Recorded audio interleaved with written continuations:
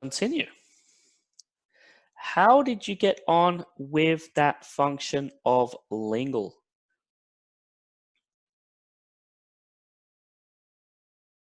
What did you search for? How useful do you think that function is? Were you able to see which was the more frequent from look over and into? What do you think? Which were you able to see? Did you all have a play there with the Linggle software? Yes, sir. We have tried using Linggle. And what do you think? It's nice and easy to use, Yes. but is it only for collocation or word combination? Because I tried to enter just one word and there's no result. So what word did you look for? Just like read, for example, or sorry, what was the word again? Read. Read, R-E-A-D. Yeah. Yes. Yeah, actually, maybe it has to be kind of one of those like combinations of things. So it doesn't appear to work for single words, unfortunately. Just for single word. Yeah. We can. So if you want a single word, try SKELL, SketchEngine instead. Oh, okay. This is more for combinations of things. And as I said, this software is still relatively new, or at least I've only just heard about it. So maybe they'll update that later in the future for we're being able to check single words. But I think the main point is that it's about combinations of words here. Yeah. All right. Thank you, sir. Okay. So Lanny is asked, I mean, could it be a single word with a space? Then you get the phrases. Yeah, I mean, there's no reason why that wouldn't work. So you could do read, as you can see here, read the, wait, again, you can't see it because I'm not sharing my screen, which I'll just do now. So if we put in read and then an underscore, then you'll see some combinations of these. And if you do click the plus here, you can see the examples. But then that will give you the examples of read the. So it really is used for multi-word combinations, and it's much better if you're interested in the single words. Try one of the other bits of software there. Okay, anybody else? Just a very quick report of your experiences with Linggle. You're all comfortable with how that works? If so, that's good. So we will now go back into, can we get more information regarding the data collected? I'm sure it's around somewhere, but I may have to actually email the person for the link that I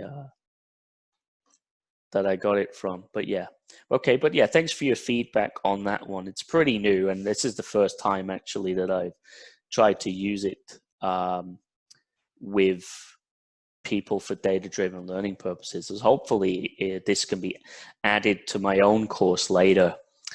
Okay, good.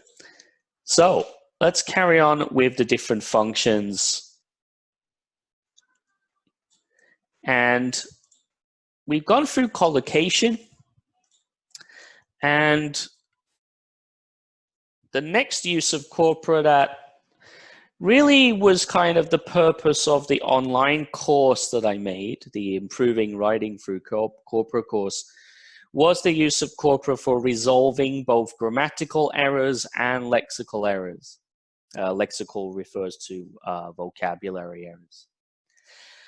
And the idea is that there are various things in corpus data that will let you to test your intuitions about language and to provide both positive evidence as well as negative evidence for learners about their constructions or about the errors that they're making with reference to statistical information. So because Corpora, one of the advantages that Corpora have over, say, dictionaries or translation websites is that Corpora are generally what we call tagged for part of speech information. So every word within that corpus will have a kind of tag attached to it that works behind the scenes. And that then allows us to be able to conduct very detailed searches by part of speech. So, for example, if a second language student has made the error that you can see here in the PowerPoint, using the corpus is a useful active for learning language. And they meant to say activity. But the student wants to know which one they should use. So a useful active, we've got here two adjectives together, when really what we want is the adjective plus the noun, right? So one way that I can do this is by looking at the frequency of these forms in the corpus. So for this one, for example, I'm going to go into the concordances and I'm going to look for active, but instead of active as only looking for all types, this time I'm interested in active as a noun. I think this is how to do it. I always forget how to do it. And I'm going to press go.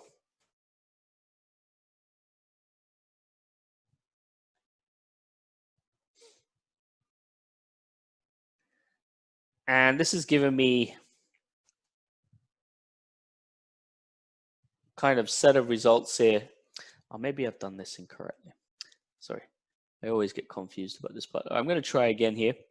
So just going to do a basic search again for active.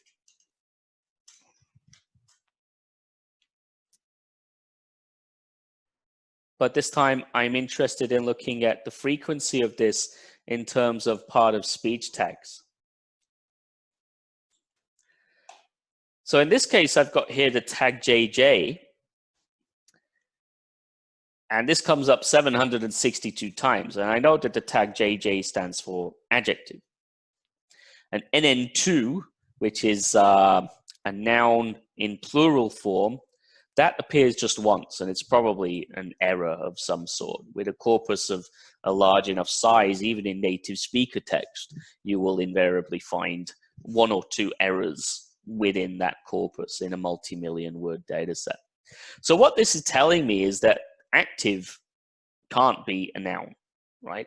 It's just not possible. The frequency information isn't there. So instead, I want to look then at the part of speech information for the word activity. So again, I'm going to go into frequency, and instead of word forms, I'm going to go into part of speech tags here.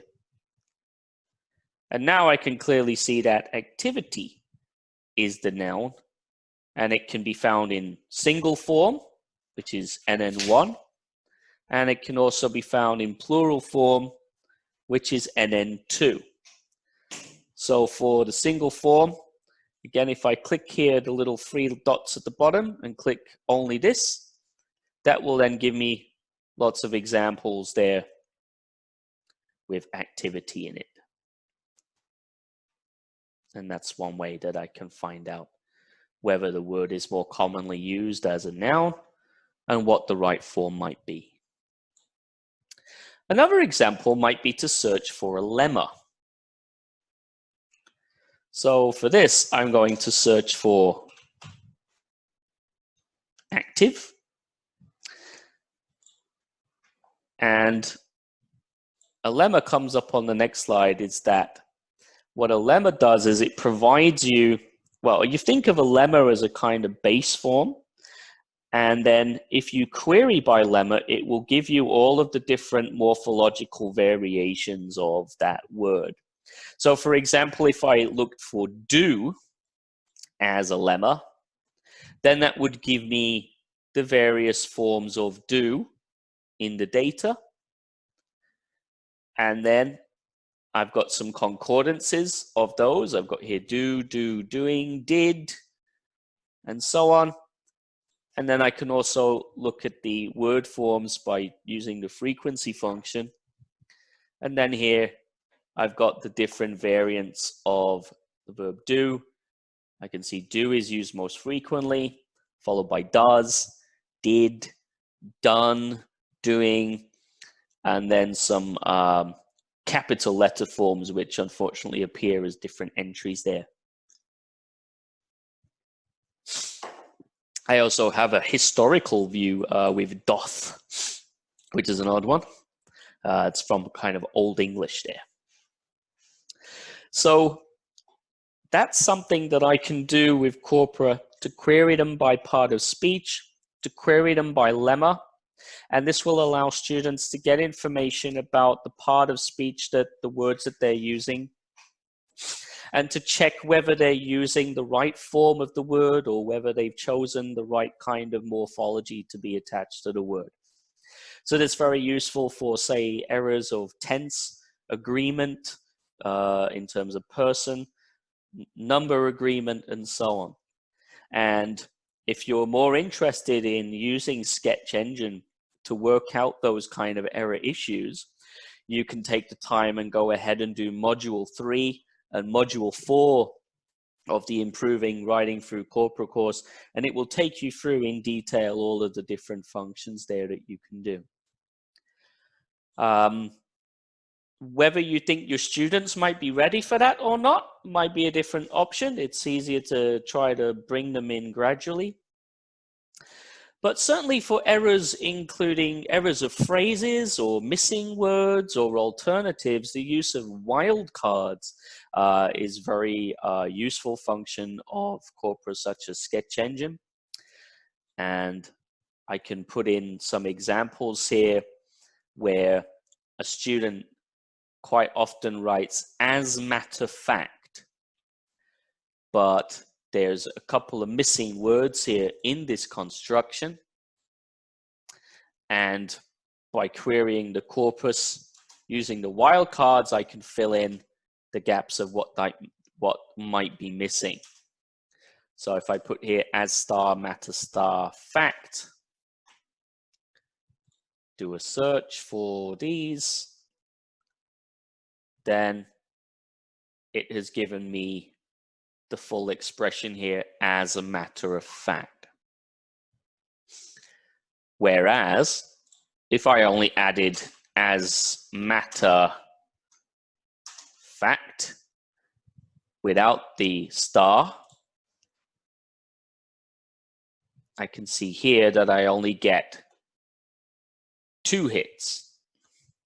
So it might be the case that based on this, I might be led to believe that actually this construction is not allowed in English and that maybe I shouldn't be using this. And also to finding words or variants of words that will fit inside set constructions. So for example, if I chosen the wrong word in this construction, it'd be like give answers as to why, which would be a common error. I can use the wildcard to find some examples here, and I've got give reason as to why, giving reasons as to why. Now this is a valid construction in English. Something that you'll notice as you're querying Corpora is that the more words you put into the query, the fewer results you're going to get back. And this is just simply the nature of language, in that most constructions or multi-word units are between 2 to 4 letters long. Sorry, not letters long, words long. And once you start to go beyond 4, then you're getting these very set idiomatic constructions, which will likely be less frequent, even in quite a large corpus. So this is something to bear in mind for next week's workshop when we look at building and querying your own corpora, in that very often, if you don't have much data in your corpus, then the kind of results that you will get back from it might be quite small. And then the bigger the phrase that you're searching for in the corpus, the less chance you have of finding that exact phrase. And this is the same with Google as well. If you type in like an entire sentence into Google, it will never find it. But Google's quite happy with 4 or even 5 word combinations. So you've already probably had a play with those functions within SketchEngine. Linggle also has wildcard functions, but it also has 2 variant functions, which I think would also be good to have a little play around with here just for a moment. One is the underscore function, which we already had a look at a moment ago with read. It's the writing ahead function. And this one will allow you to put in a couple of underscores here into the window. So for example, I've put in read and 3 underscores. And what this is doing is basically giving me a foregram with read as the head and then 3 missing words to come. Now, I believe that, and I remember reading this somewhere, and actually looking at these results has just triggered my memory, that the vast majority of the data within the Linggle corpus comes from Wikipedia articles. And that was in response to one of your questions before about the data behind Linggle. I just remembered, yeah, that it was actually mostly from Wikipedia articles. You can see that here. Read our privacy policy, read Wikipedia founder Jimmy, read more in here, and so on. So that's the underscore function, but they also have the question mark function as well. That's to check whether a word is needed within the construction. So that one I had before, remember, about emphasize and emphasize on. It would be a really good one. So I've got here emphasize on, I don't know, I'm just going to leave it at that. But then you have to have the target as well. This, I'm going to put this. Okay. So you can see here what it's giving me is that that data regarding whether I need that additional word in there or not. And you can see here that if I put emphasize this versus emphasize on this, the data that is coming back is really giving me 99.3%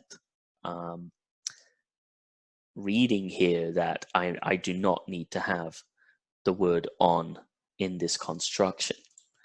So these are, you still have the traditional kind of wildcard function within Linggle, but the question mark and the underscore function are also pretty useful as variants of the typical wildcard function there. So before we get on to the final part for the last hour, and we'll just take a little break, I'll just summarize what we've done so far in terms of these basic corpus functions in this session. So we've looked at concordances and reading concordances either in sentence view, like you get in SKELL, or in quick view, like you get in SketchEngine, where the word is in the middle. This is still in sentence view, but again, you can very easily change the view to sentence view by clicking here, change it to quick. So there we go. So this is what I mean by quick view. So we've had sentence view, quick view for concordances. We've looked at the frequency function in SketchEngine. We've looked at the collocations function in SketchEngine. We very quickly looked at the good dictionary examples function. I'll come back to that one just again at the end of the session. We had a look at the basic concordance function in SKELL. And then we had a look at the writing ahead, question mark, / and the tilde key function in Linggle. So the hope is that those are, oh, we also had a look at searching by parts of speech, and we also had a look at searching for lemmas. So we've gone through most of the basic kind of corpus query functions that you were exposed to on module 2 of the online writing course. And those are some of the most frequent functions that you'll need to use. So I think by the end of the session, as long as you've really mastered concordance, frequency, collocation, wildcards, and searching for part of speech, those are kind of the 5 like really most basic functions. And with those, you can do a lot of different things. So if you're worried that there's too much to it or that there's too many things to remember, etc., you're a little bit overwhelmed still. As long as you remember those basics: concordance, collocation, frequency, searching part of speech, use of wildcards, then that's really all you need to know. Let's take a quick break again. We're almost up to the hour. Take about 5 minutes, and then when you come back, we'll show you just a couple of the more advanced functions of SKELL and SketchEngine. These are the word sketch functions, which are incredibly useful and which your students might also find very interesting as well. But, excuse me, but let's take a quick break here. Grab yourselves another drink. And I'll also take some more questions at this time. So maybe if we come back dead on the hour, 7 o'clock my time, I think it's 6 o'clock your time now, then we'll get started again. And again, I'll actually stop the recording now. What I got here, so you can see, I just need to share the screen again. What I did there was I used the wildcard on an actual word itself. So remember the active versus activity example we had before? I got here acti. I'm just going to put the wildcard next to the I. So not like a space like this, but just next to the I. Press search, and then that gives me all of the different forms of that word that come after. And then if I want to sort them, I can just use the frequency function, look up the word forms, and that's going to give me all the forms that come with ACTI, and then any letters that come after it with the wildcard. So we've got action, activity, activities, actions, active, acting, and so on. Activate. Very useful for learning about words and very useful for helping with spelling as well, for primary school students. If they're not sure how to spell certain words. They know the first 3 letters, for example, but they don't know what the next 2 letters are, so they can go into the corpus, use the wildcard, and then maybe they can see the word that they want.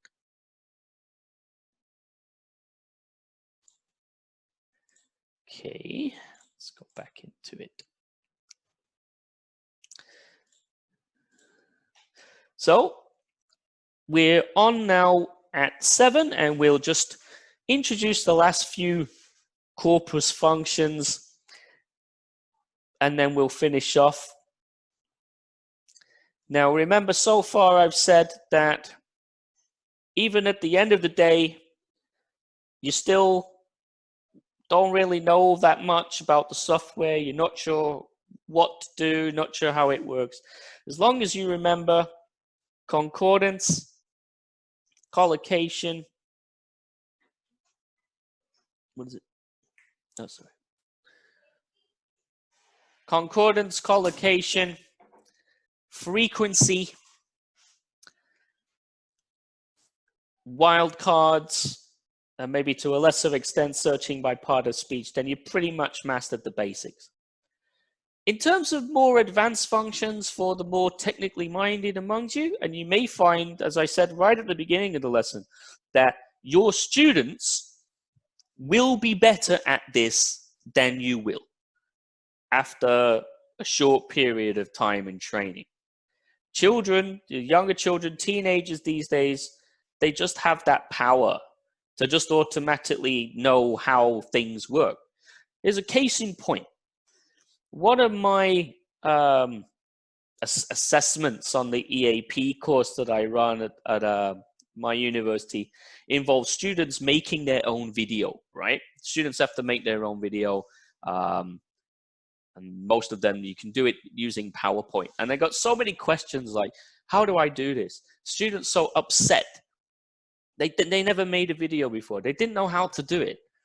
And some of them were in tears, like, I can't do this. I've never made a video before. What do I do? I'm scared. I'm frightened. And then what I found was that my daughter, who is 8, I heard some sound coming out of my office one day, and I go into my office. I see that my daughter, who is 8 years old, is making a PowerPoint with a video in it, and she's recording herself giving the speech as she's going through the PowerPoint. And I came over and I said, how did you do that? I've never seen anything like that before. I didn't even know that you could put your face in the video as you're doing the PowerPoint. And she just said, oh, you just press this button here. And I had no idea. And this is what I'm talking about, is that very often one of the reasons why this kind of approach isn't that common yet at the primary or secondary levels of education is that the teachers are the problem. The teachers start to use the software. It's not what they're used to, so they get a bit confused, and then that's it. And then they don't let their students out and have a go at it. But you'll find that actually, if you do, your students will very quickly work out the different functions, and they will start to leave you behind. And then in the end, they will be showing you their answers based on the corpus findings. And I think we can all agree that's where we would like to be. So even if you might find some of these functions a little bit difficult, it's good just to have a look at how they work. So one thing is the word sketch function. And if you've gone up to some of the more higher parts of the online course, you will see that the word sketch function is a highly useful function of SKELL. So I'm going to click here on word sketch. And for some reason, it's still messing me about here when I try and do this. Okay. So what the word sketch function does is it automatically finds me different candidates based on what are called grammatical relations with the target word. And by grammatical relations, I'm talking about things like subject and object, modifiers, and things that are modified by the target, and where the target is used in and/or constructions. So what SKELL does is it gives me a very easy to read breakdown of these words that are found together with the word research here and that have various grammatical functions. So for example here, I can see verbs with research as the subject. So this would make sentences like the research suggests, research shows, research indicates, and so on. And I can click on any one of these and it will give me those examples, research plus suggest. And I can see here that it's primarily used in third person singular, because I've got it suggests and not suggest. It's typically used at the beginning of a sentence, and it might also be pre-modified by some, this, recent, as so on. But it does seem to be quite a frequent construction. If I change that to indicate, you can see some more information about that one. For example, research indicates research has indicated, so I can see some passive voice constructions here as well, and so on. So that was verbs with research as subject, and then here verbs with research as an object. For example, here to undertake research, publish research, perform research, and so on. What happens if I'm interested in the word teach as a verb?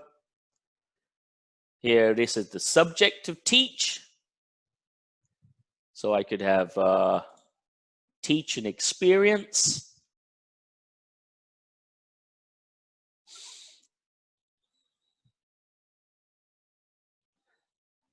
So here, experience teaching, many years of experience teaching. This experience teaches us 2 important lessons, so on. So I can see there, teaching and experience seem to be very commonly used together. I can teach up, I can teach out. These are some different adjectives that appear with teach and so on.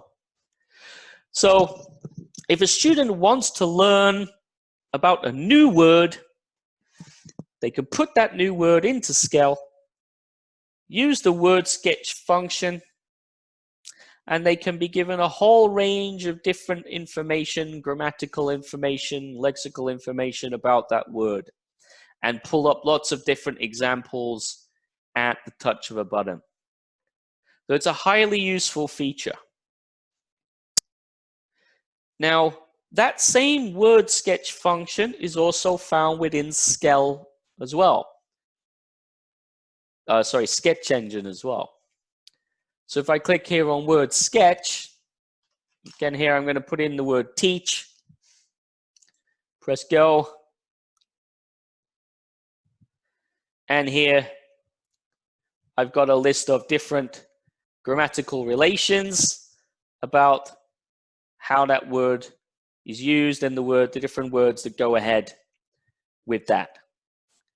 So for example, having teach as an object,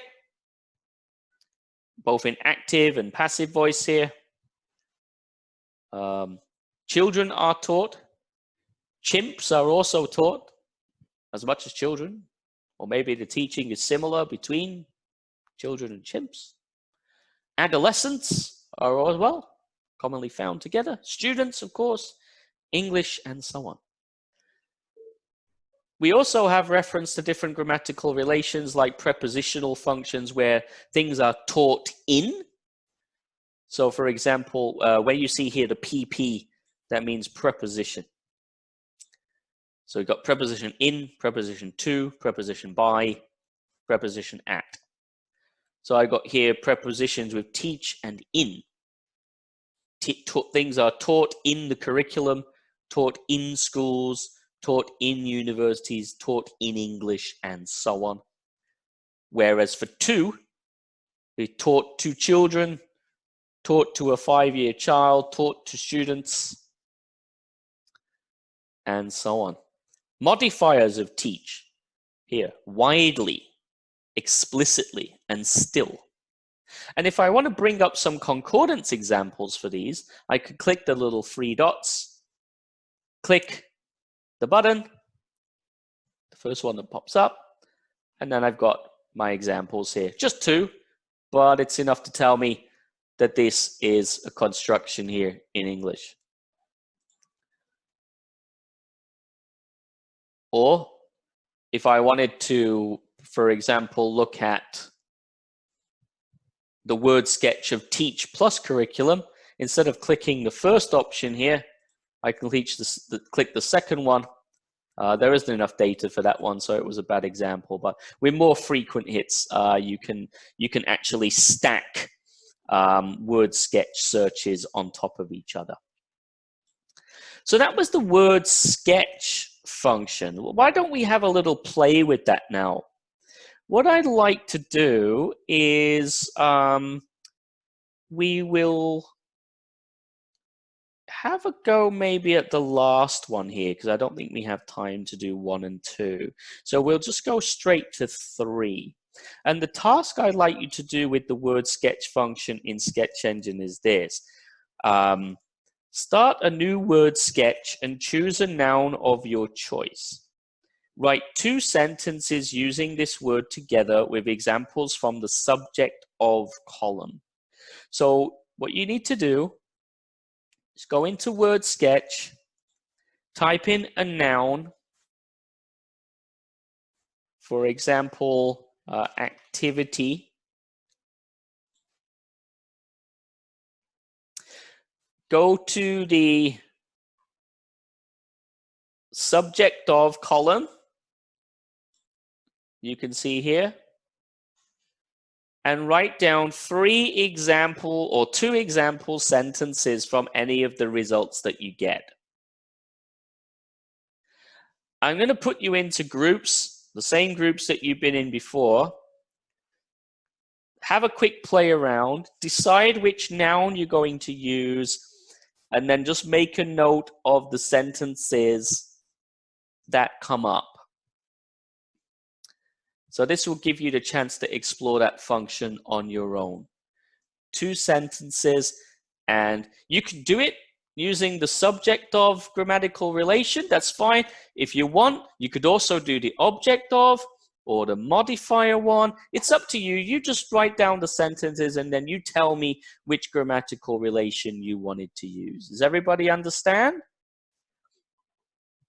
If so, then I'm going to add you then to those breakout rooms now for about 10 minutes, just to give you a chance to play around with the function here. So I'm just going to add you to those rooms now.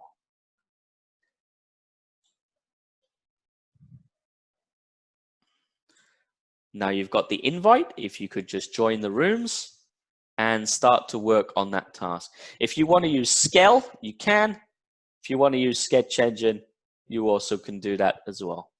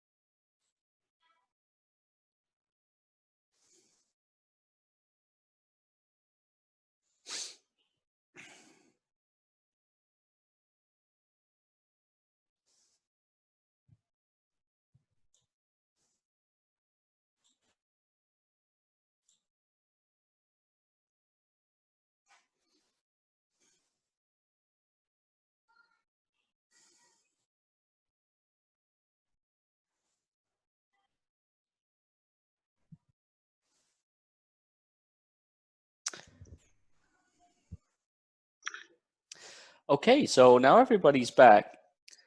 Just a reminder as well that when I send you into the breakout rooms, at that point you can unmute your microphones and turn on your cameras so that you can do the activity that I've sent, okay? Because I realized when I went into some of the breakout rooms just then, nobody's doing anything or nobody's saying anything. But I think maybe you're not sure about the rules of how it works. So when I send you into the breakout room, you do the activity together. But to do that, you can unmute your microphones or you can use the chat function and work on the activity together. Do you understand? So don't worry about it for today's session, but certainly I'm going to put you into the breakout rooms again in a moment for another activity, and then in the workshops next week and the week after, again, we'll be using those breakout rooms to do that. So does everybody understand what you have to do with the breakout rooms now? Yes, sir. Okay, that's great. Yes. Yeah. So once you're Yes, in sir. the room, that's the time you can unmute your Yes, sir. microphones and talk together to complete the activity. So that's great. So what did you manage to do it then with the sentences what sentences did you find? So what did you search for? And what was the grammatical relation that you used, and what was the sentences that you wrote down? Can anybody, I mean, you can say your sentences into the microphone, or you can type them into the chat. Maybe just give me one that you found by using that word sketch function.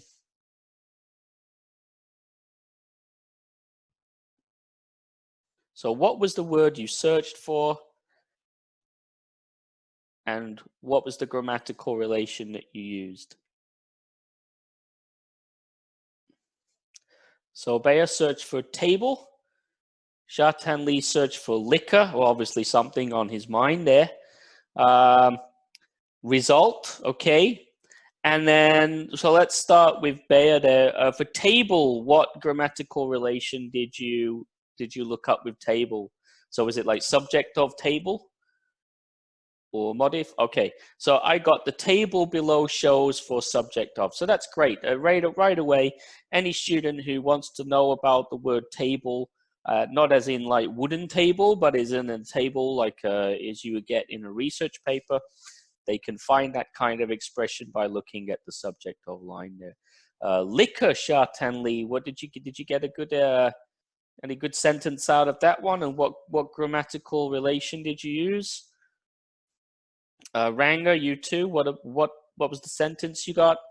So you got that as a result. I think I've seen that's good. And then Dora got pronominal possessors of activity. All children miss their school activities. Great. Okay, so that's good. That shows that you've got an idea about how that function works. So let's have a go at another function now that is particular to SketchEngine itself. And that is the word sketch difference function. So for this, I'm just going to share my screen again. And the word sketch difference function works very similarly to the word sketch function, but this time we're going to compare two words, all right? So the words that I had pre-selected for word sketch different were essay versus report. And so I'm just going to put that essay into the first line, report into the second line, press go, and then that's going to give me, again, you recognize now the grammatical relations from doing the word sketch activity. So we've got and or, object of, modifier, modifies, and so on, possessor. But this time, the words in green are specific to essay, and the words in red are specific to report. If you get any words in white, they're kind of used by both essay and report. And the shade of the color determines the strength of the association. So reports might, essays, for example, seem to have, well, let's have a look at some modifiers here. I might have an entire essay, a critical essay, and so on, but a report, I might have a corporate report, medical report, financial report, annual report, and so on. But I would not have an annual essay, financial essay, medical essay, or corporate essay. Those words don't go together with essay, but they do go together with report. Same also here for well, let's choose subject of. So for example here, this essay explores something. This essay examines, or in this essay, I will discuss. Whereas in reports, report writing, I can confirm, highlight, document, and cover in a report. So if again here, if I have report and confirm with the concordance, it'll give me the results. Here we go. The histology reports confirm the presence of 2 firm lesions, etc., etc. The Employment in Europe 2005 report confirms something or other. The evaluation of the annual report by the author of this report confirms this finding. And there you go. But I wouldn't get that with essays, but I do get them with reports. So that's the word sketch difference function. And I'm going to give you time now to have a go here at left and right. So what I'd like you to do, and again, I'm going to send you into the breakout rooms again, and this time remember to unmute your microphones, turn on your webcams, have a go at the activity. It actually helps if one of the people in the breakout room shares their screen with the others so that they can see what's happening. That can be very useful. What we're going to do though is to go into word sketch difference again, and we're going to type in left. Well, I'll go through the first one. So the first one there on the PowerPoint was man versus woman. Going to press go. And I've got here common modifiers of man or woman.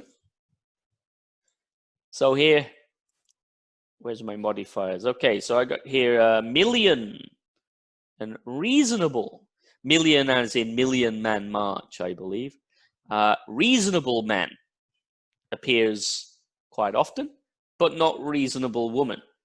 Now, you can say about that what you like in terms of gender equality, but that's what the corpus seems to tell you. Whereas women, on the other hand, are presented as married, married women, or Spartan women for some reason.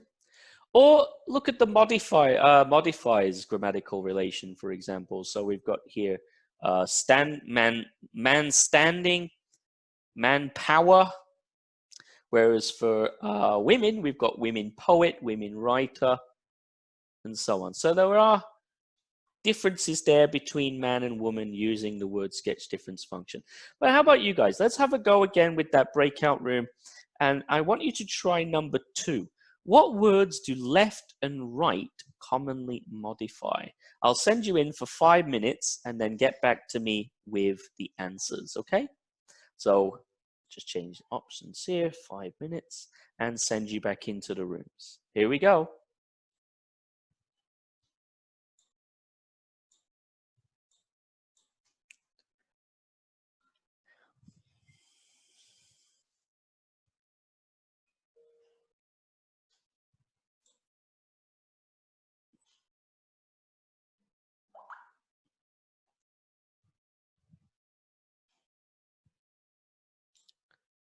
Left sama right.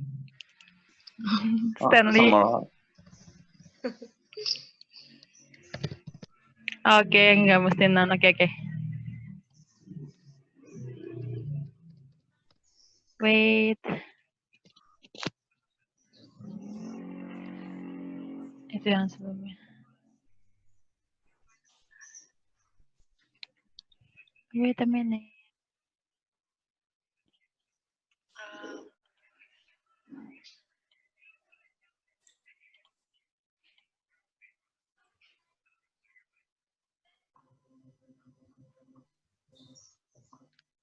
Modifier.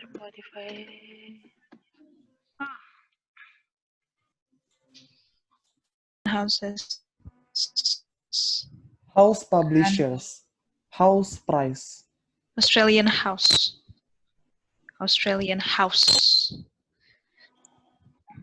House appliance. Oh, House appliance. house appliance, sorry. House officer. Home speech. Speech home, home speech. Ah, yeah. Which one? Home speech. Home speech. Home speech. Home sickness. Home secretary. Home Yeah, home sickness. Home sickness. Home department. Home office. Oh, home sickness. Home department. Home department. We use it every day.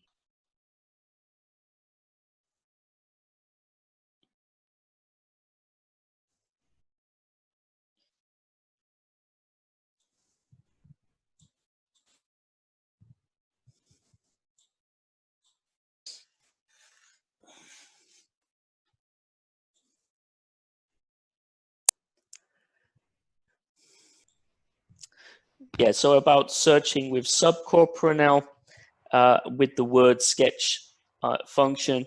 One of the critical ideas about data-driven learning, especially with relation to working on genre or register type kind of activities, is where you can compare corpora of different types. So one way you can do that very simply within SketchEngine, for example, is to go to the regular concordance window, and instead of searching for the whole kind of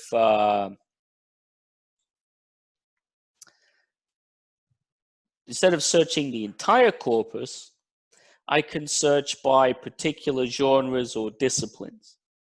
So for example, if I was only interested in looking at essays, for example, I can go in and click essay, and then I can do my search.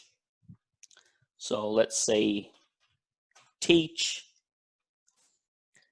and then it will give me the examples of the word teach in essays. Okay? Only. Now, many of you, when you submitted your lesson plans, were interested in certain kinds of genres, so like functional text, explanations, and so on. So within BAWE, for example, in SketchEngine, there are a range of different genres to play around with. These include case studies, critiques, design specifications, empathy writing, essays, exercises, explanations, literature surveys, methodology recounts, narratives, problem questions, and so on.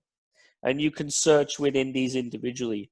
This is going to be more important for next week's session when we look at building your own corpora, because ideally, when you've got a very specific lesson plan in mind, consulting the general corpus, like say SketchEngine or SKELL or Linggle, might not be that helpful for you. Really, what you want to see are the words and the grammatical structures and the vocabulary that are associated with the genre that you're trying to teach. So for the secondary school teachers this week, I looked at your lesson plans, and that's kind of what you're all doing. I haven't seen the primary school lesson plans yet, but I imagine that some of those will also be involving writing of particular genres like narratives, for example, maybe explanations with primary school students. I'm not sure. I need the time to look at those in time for next week's session. But certainly you can do that within the simple concordance window by clicking on the text types function here. Not only that, if you wanted to search by discipline, you could search for the text, for example, within agriculture, business, economics, mathematics, linguistics, and so on. So these are all main university disciplines, or even by disciplinary group, for example, the arts and humanities, life sciences, physical sciences, and the social sciences. So for example, if I wanted to search for a term only within the physical sciences, and then press teach, and then press search, I will get examples of the word teach, but these have only come from the physical sciences, which includes things like mathematics, physics, engineering, civil engineering, things like that, things that revolve you kind of making things and doing things. So then here, got here, this part of knowledge has already been taught in year one. The voltage gain of a non-inverting amplifier is something, okay? So that's from the sciences there. So if I'm teaching science students, I would want my concordance examples to come from science texts. And that's what I'm able to do here by limiting the searches to particular disciplines or genres. If I want to teach about narratives, I'll search a corpus of narratives, or I'll build one myself, okay? And that way I know I'm getting the authentic examples from the specific text types that I want to work with. So the other function, though, the word sketch difference function, the most advanced function, which is the last part here of the PowerPoint, will allow you to do a word sketch difference search, just like we just done a moment ago. But this time it allows you to search for words across disciplines. So what I'm going to do here is click the Advanced tab. And instead of searching by words, I'm going to search for a single word in both corpora. So for example, a common one, which I use as a good example, is the word God. And I'm going to search for the word God in the arts and humanities. I'm going to search for the word God in the physical sciences. I'm going to press go, and it gives me an error. And the reason is because God does not exist in the physical sciences. Everything's done by science. So if you work in the physical sciences, generally you don't mention God very much. So there's no data. But it's definitely found within the arts and humanities. Let's choose a different word. For example, function. And this time I'm going to search for the word function across the arts and humanities and the physical sciences subcorpora. And here, again, I've got my word sketch with the green and the red, which is what we saw before. But this time the green relates to hits that are found in the arts and humanities, whereas the red refer to hits that are found in the physical sciences. So for example, I can have a dating function, integrity function, I can serve a function, fulfill a function in the arts and humanities, but in the physical sciences, I can optimize a function, approximate a function, and so on. So you need to get, we probably don't have time now to go through and do the activity where you practice this, so just feel free to practice it in your own time. But you need to start getting into the idea, especially in terms of time for next week, that it's no good just searching a general corpus when you're working on something quite specific. And it's much better to query the corpus for the specific genre that you're trying to teach. So for the secondary school teachers, you already know about that because I've seen the lesson plans. And it might be better if that data doesn't exist within, say, a pre-established setup like SketchEngine, because BAWE only deals with like academic writing. And if you're not teaching academic writing, what do you do next? Well, you build your own. Okay? So this leads nicely in then to week 2 next week, where we show you how to build your own corpus and how to query it in the same way that you've been doing here with SketchEngine, SKELL, and Linggle. So let's just reflect a little bit then on what we've learned today before we finish off.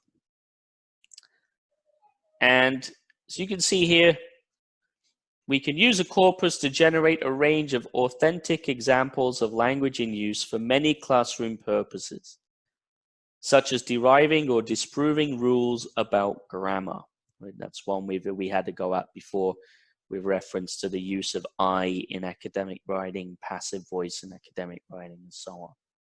And I noticed in many of your lesson plans, you have kind of rules about which kind of constructions are found in which kind of texts. So a corpus is a great way to be able to show your students that these rules are real or that they're not real. And then you've got lots of evidence there to support your opinions either way. Then the students themselves tend to query corpora during the writing process to check their intuitions about language as they write, as well as use a corpus to respond to any written corrective feedback on errors on their writing. So I would hope certainly at the secondary school level and hopefully at the primary school level as well that the students do multiple drafts of their writing if they're going to write anything. And then students can then use the corpus to check the things that you've written in terms of any written corrective feedback that you provided. Now, as of the 30th of April 2020, there are many corpora out there for query, and the software is getting better all the time. Today I've shown you 3 of the most popular and most easy to use ones. Linggle is quite new, but I think it's very easy to use. SKELL is also very simple. Very young children in my own research have been able to use this quite comfortably. SketchEngine is very complex and maybe might be more suitable for older learners. By say secondary school age learners would probably handle it quite well. But then it may be better to start them off on something like SKELL first or Linggle first before they get built up into that. For classroom use, we can use existing corpora, build our own, or as an even better step, get students to build their own. And again, if you learn how to build your own corpus, then you can also teach your students how to do that. And it makes the whole process very interactive and very meaningful for them. And there's been a lot of research done where even younger learners who build their own corpora feel very enthusiastic and feel very involved in the classroom in terms of their own learning. When they've created their own corpora, either in groups or individually. So the key message kind of for today's workshop, the last 2 points here on the slide, taking a little time to improve your corpus literacy and understand basic corpus functions will give you a powerful new tool you can use in your lesson preparation. That's for sure. And while some of you have already done a couple of modules of my online course, or some of you may be just seeing the corpus for the first time today, it can be a little bit overwhelming at the initial stages. But if you just take a little time to familiarize yourself with the basic functions of concordance, collocation, frequency, searching by part of speech, and wildcards, for example, if you've learned that, then you've learned the basics of what you need to know. Things like word sketch difference are also very useful. But bear in mind, you do not have to learn all of these functions and all of the software. At this stage, you're the teacher. You know what works best for you.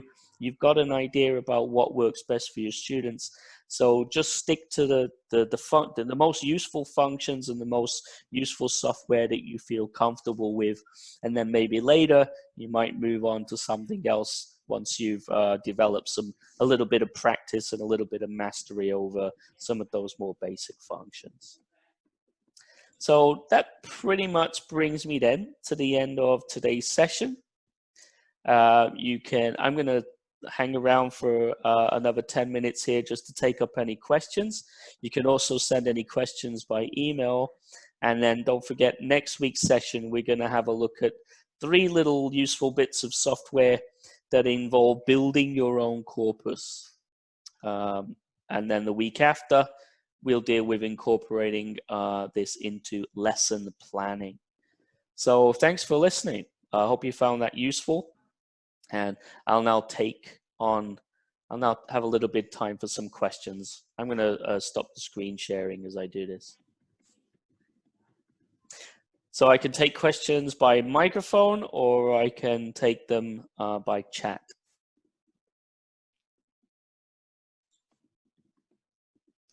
I'll just wait a moment to type them in.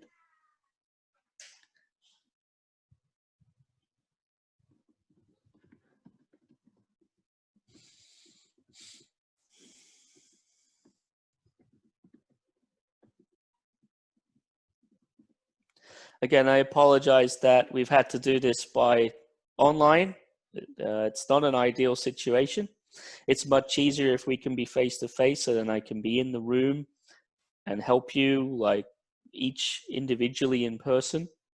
But obviously this is the best that we can do given the coronavirus situation. And for a while, I wasn't sure if we were going to be able to do this at all. So I'm incredibly grateful that we've been able to do this today, given all of the problems that are going on out there at the moment. So a big thank you as well for taking the time to attend the sessions. Okay, so Shartanli, in resolving learners' writing errors, students at the moment prefer to use Grammarly. What's the advantage of using Corpus to correct learners' errors? Okay, so with Grammarly, very often how it works is that it works on grammatical information at the single word level, and it focuses on things, say, like articles, article use, and errors of tense, for example. Now, what Grammarly will do is it will highlight those as errors, and in some cases it will provide some kind of written corrective feedback about how to resolve those errors. But what it's not doing is allowing the students to actually learn about the words that they're using or the constructions that they're using on their own terms. So Grammarly is great software, but there are many things that Grammarly doesn't do that Corpora will do much better. And then there are some things that Corpora don't do very well that Grammarly does very well. So I already mentioned their English article use, for example, and if you're interested in, say, knowing whether to use like the indefinite article or definite article in a certain situation, then a corpus wouldn't necessarily be that useful for that because article use is so context dependent. But Grammarly would really help you be able to pick up on that kind of error. But then also Grammarly works off a kind of dictionary system. So if you're dealing with multi-word units at, say, the 2, 3, 4, 5 word level, then Grammarly doesn't really know what to do with those. And it might say, yes, there's an error, but it wouldn't give you any kind of suggestions about how to resolve it. So hopefully that answers your question there. Now, let's go on to Maria's question. When I tried the word sketch difference for left and right, there were words with red and green. How about the words without red and green? Okay, so the words in white that were not red or green, they can reliably be used with both the left or the right. Okay, so they are collocations or frequently used words with both of the target terms. So that's what, I hope that answers your question there, Maria. So for Jessica, corpus is more reliable than a dictionary or thesaurus to look for words that are related to context. Why is that so? That's because the corpus provides numerous authentic examples together with their context, whereas a dictionary will give you a definition of what the word means. And for a second language learner in particular, the definition is often more complicated than the word that you were looking for. So the corpus allows learners to learn about the words both explicitly by reading the concordances, but as they're reading, they're also implicitly learning the different kind of contexts and different kind of grammatical relations and collocations that go together with those target terms within the concordance themselves. So there's a whole lot of incidental learning, implicit learning going on as they read those concordances at the same time. You cannot get that by reading a dictionary or a translation website or a thesaurus. Now, that doesn't mean that you should stop using dictionaries or thesauruses or translation websites. They have their place, but they also have their limits. And the corpus is not the kind of magic bullet answer that will replace all of those things, but it's just another tool that students can use and that teachers can use to help them understand about language in use. So that's that would be my opinion on your question there, Jessica. So let's take a few more questions. Still have some time. That's good, Shuyi, about Linggle. Yeah, it's a good one. It came up very recently.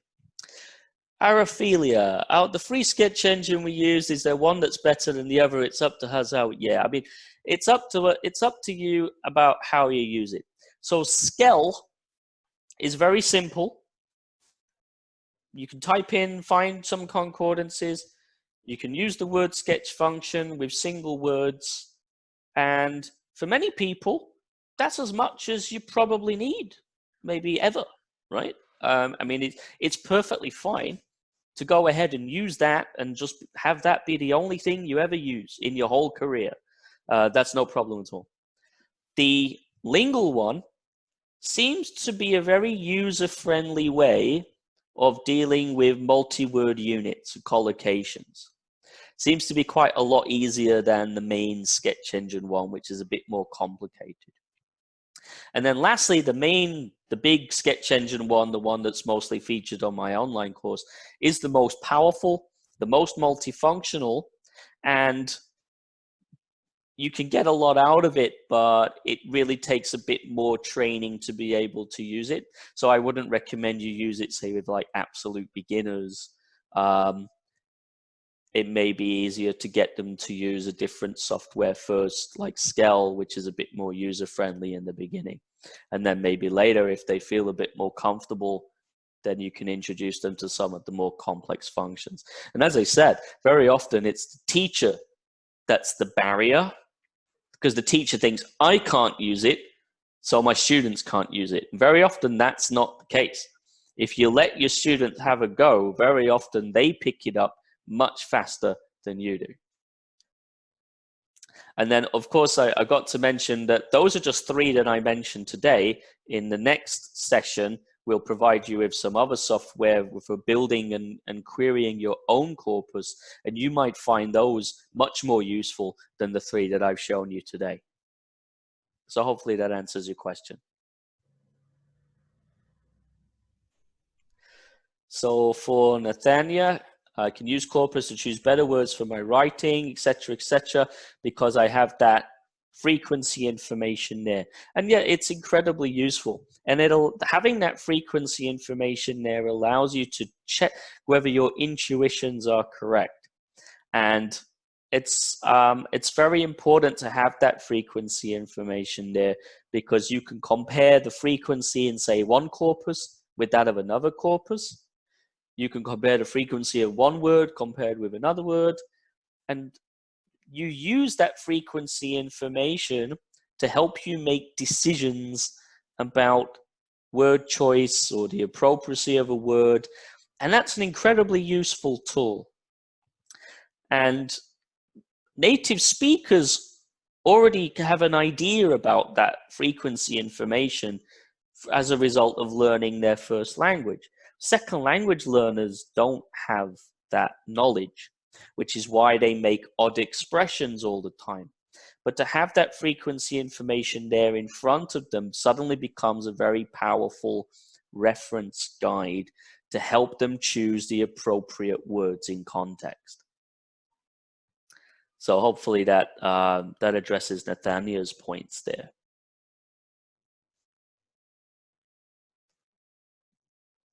Any other questions then before we finish today? Otherwise, I have recorded the session. It's actually my first time ever to record a Zoom session, so I don't really know what happens to it after. I'll try and work out what happens, and then I'll see how I can get it uploaded to you so that you can watch it in your own time. And also, you've got the PowerPoints. And for the primary school teachers, again, I'm going to be looking for you through your lesson plans this week into next week. Okay, Gracia has a question. Where does the data in the corpus come from? Well, it depends on the data that you want to use. So SKELL, and I'm just going to share the screen here again so you can see. It actually tells you for SKELL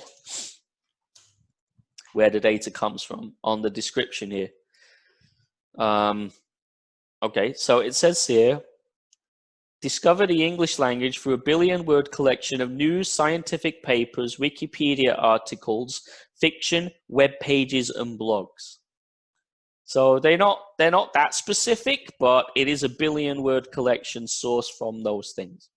Now, SketchEngine actually has many different corpora within it.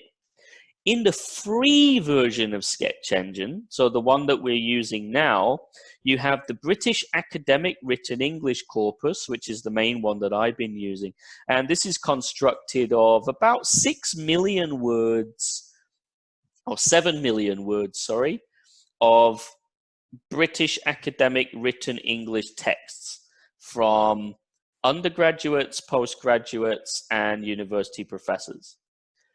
But you can compare that, say, with the British Academic Spoken English corpus, which is 1.5 million words, which is composed of lecture recording, transcripts, tutorial meetings, something like that. There's even now the COVID-19 corpus you can see here that's been made free. That's 224 million words, and that is based on research papers that focus on coronavirus. So, for example, if I want to search in what's the keyword at the moment, social distancing, have a search for that, and then I've got all the results that come up for social distancing. I can have a look at the different collocations that will come up with that.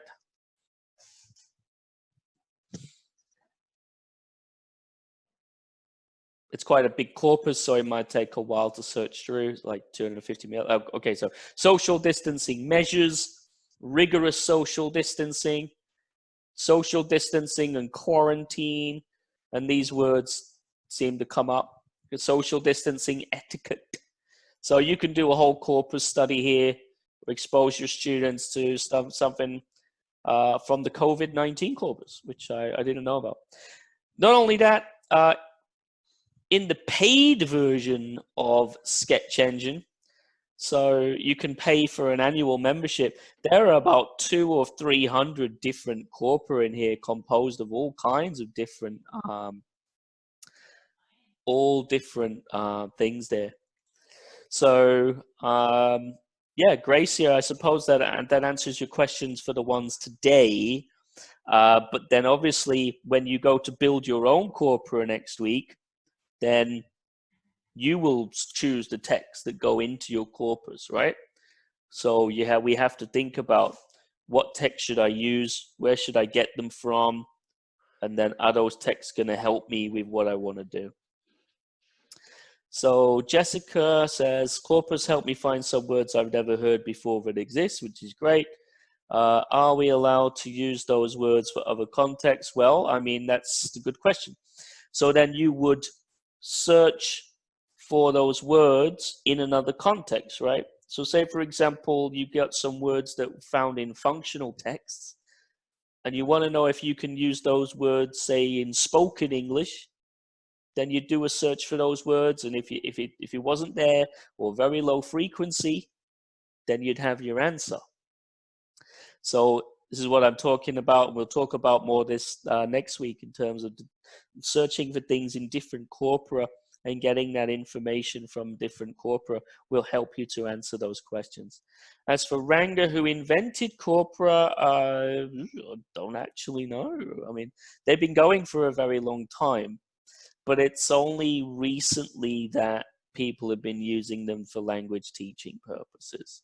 So the guy who invented data-driven learning is a guy called Tim Johns in the early 1990s, who invented this approach to teaching.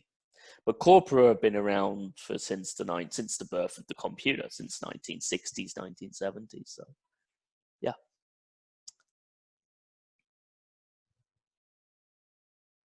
All right.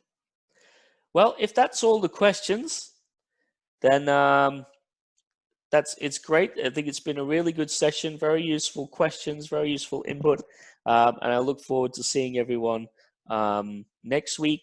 I'll send out an email later when I know how I can get this recording over to you guys, and then I'll also send you the primary school teachers an email about their lesson plans over the week as well.